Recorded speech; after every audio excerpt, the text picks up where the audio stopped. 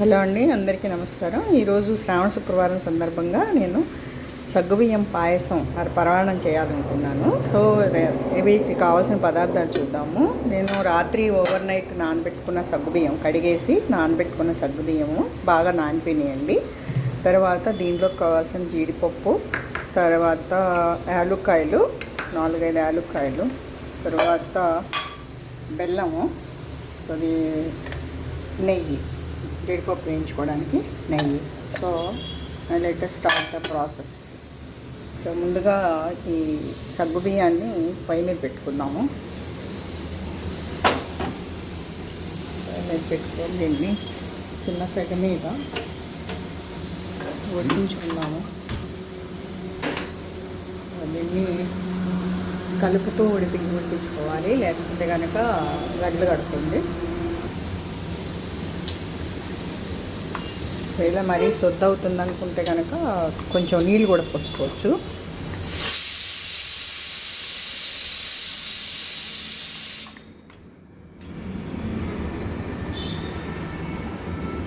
So ఈలోపు కొంచెం గట్టిగా అనిపిస్తుంది. సో నేను ఇంకొంచెం వాటర్ వేస్తున్నాను ఉడకడానికి.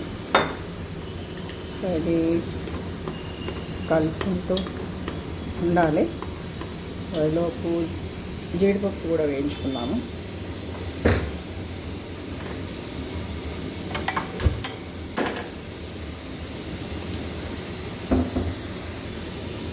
సో ఇది కొంచెం వేడెక్కిన తర్వాత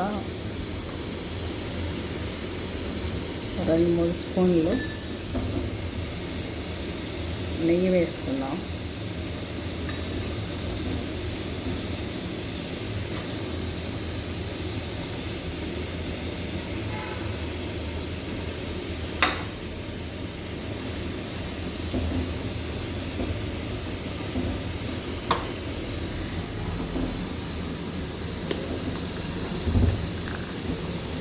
ఇదైతే చాలా ఈజీ అండి.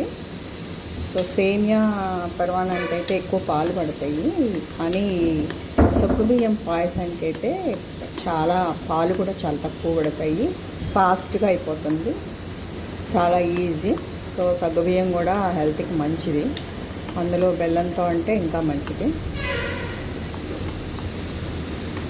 సో ఇది ఉడుకుతూ ఉంది. దీన్ని ఇలా ఉంచి దీనిలో జీడిపప్పు వేసుకుంటాం. జీడిపప్పు వేసి లైట్ గోల్డ్ కలర్లోకి వచ్చేదాకా వేయించడం.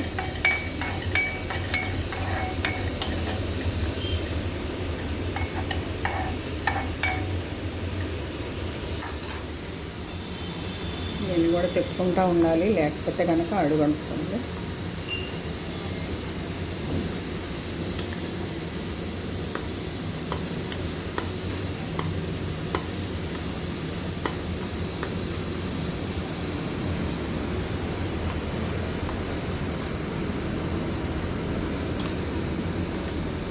సో తెల్లగా వచ్చేదాకా, ట్రాన్స్పరెంట్గా అయ్యేదాకా ఉడకనివ్వాలి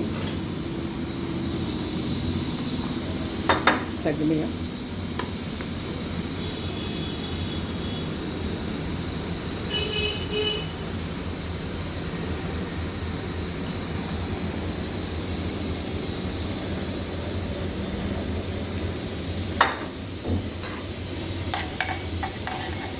జీడిపప్పు కూడా బాగానే మంచి స్మెల్ వస్తుంది.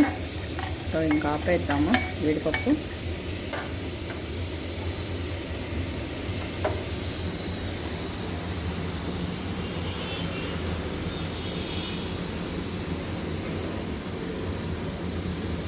సో ఇది దగ్గర పడుతుంది ట్రాన్స్పరెంట్గా రావడానికి. దీనిలో జీడిపప్పు వేసేద్దాము.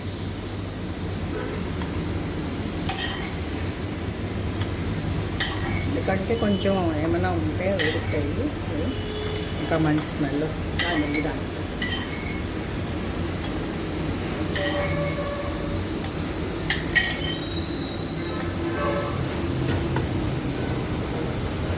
చూస్తారు కదా, ట్రాన్స్పరెంట్గా వచ్చేస్తుంది. సో ఈలోపు మనం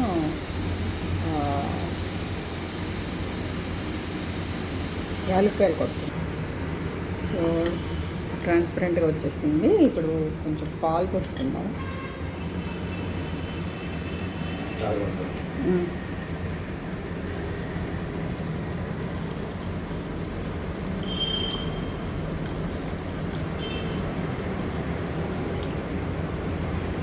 పాలు పోస్తూ తిప్పుకుంటూ ఉండాలి స్లోగా. సో ఇంకా అవి సగ్గుబియ్యము అంటుకునే ఏమైనా ఉంటే కనుక విడివిడిగా అయిపోతాయి. బెల్లం ముందేయకూడదండి, బెల్లం ముందేస్తే కనుక పాలు విరిగిపోయినట్లు అయిపోతాయి. దీనిలో ఇప్పుడు యాలక్కాయల పొడి కూడా వేసుకున్నాము మంచి స్మెల్ రావడానికి. సో యాలక్కాయలు కూడా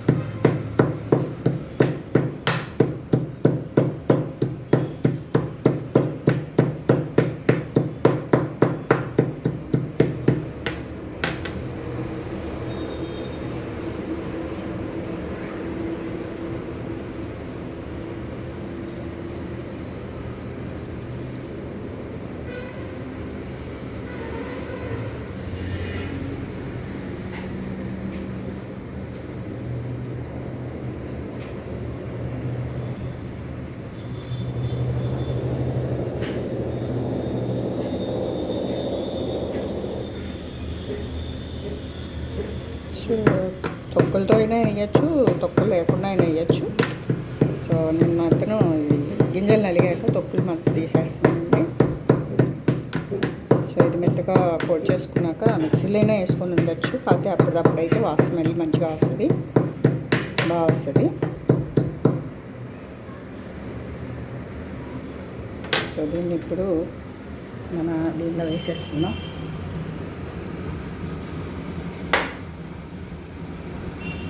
ఫైనల్గా బెల్లం వేద్దాం. ప్యాకెట్లు వేస్తాం.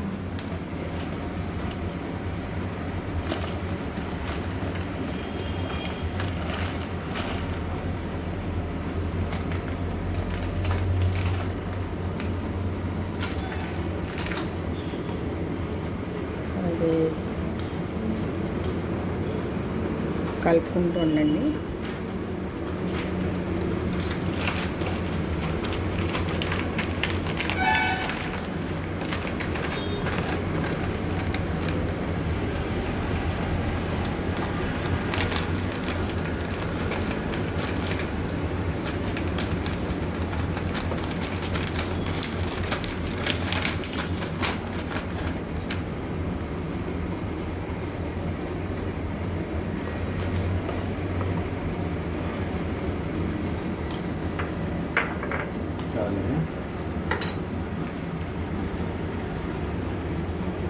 సో నిమ్మలాడే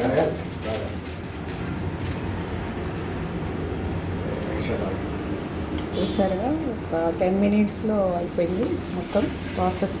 సో ఇది సో మీకు నచ్చిందనుకుంటే కనుక లైక్ చేసి సబ్స్క్రైబ్ చేయండి, షేర్ చేయండి.